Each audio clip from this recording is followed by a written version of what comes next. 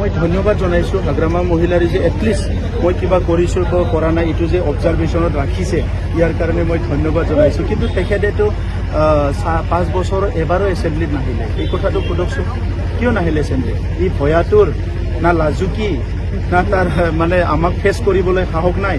কিয় নাহিল এছেম্বলিত? এবাৰতো নাহিল এছেম্বলিত। তো এছেম্বলিত যদি নাহে ই কি প্ৰতিনিধি হয়? প্ৰতিনিধি হোৱাৰ হাগ্ৰামাৰ যোগ্যই নাই। হয়তো তেখেতে ভয় কৰিছে। আগত এনেকুৱা কোনো আমি নাছিলোঁ এছেম্বলিত, কোনো তেনেকুৱা মানুহ নাছিলে, তো এনে হাৱাবাজি কৰি আছিলে। তো আজিতো তেখেতে আহি পেলাই ফেচ কৰিব পৰা নাই। মোক কোৱাৰ আগতে নিজকে ঠিক কৰক। নিজে প্ৰথমতে পাব্লিকক দেবাৰগাঁও সমষ্টিৰ ৰাইজক তেখেতে উত্তৰ দিয়ক আৰু বড়োলেণ্ডবাসীক উত্তৰ দিয়ক। সি যোৱা 5 বছৰ কিয় এছেম্বলিত নাহিল, ইয়াৰ উত্তৰটো দিয়ক। আপুনি একো নাজানে বুলি তেওঁ কৈছে, ছাত্ৰ নেতা হৈ আছে, কি জানিব বুলি কৈছে বিটিআৰৰ বিষয়ে? মই তেখেতক ধন্যবাদ জনাইছোঁ। মোক যে একো নাজানে বুলি তেখেতে ধৰি লৈছে, সেইটোতে মই ধন্যবাদ জনাইছোঁ। আৰু তেখেতে পৃথিৱীৰ চব কথা জানে, মই একো নাজানো। মই জানো বুলি কেতিয়াও নিজকে নাভাবোঁ। মই এতিয়াও ছাত্ৰই হয়। পৃথিৱীত মই মৰালৈকে ছাত্ৰ হৈয়ে যাম। পৃথিৱীত বহুত শিকিব লগা আছে।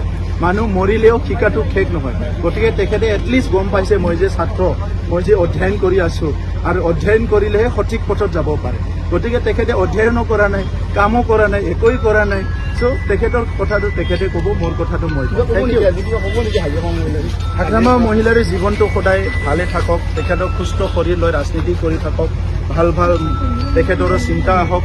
যি কাৰণত তেখেতে সমাজত আজি একচেপ্টেঞ্চ নোহোৱা হৈছে, এই কথাবিলাক উপলব্ধি কৰিবলৈ তেখেতক সাহস দিয়ক ঈশ্বৰে।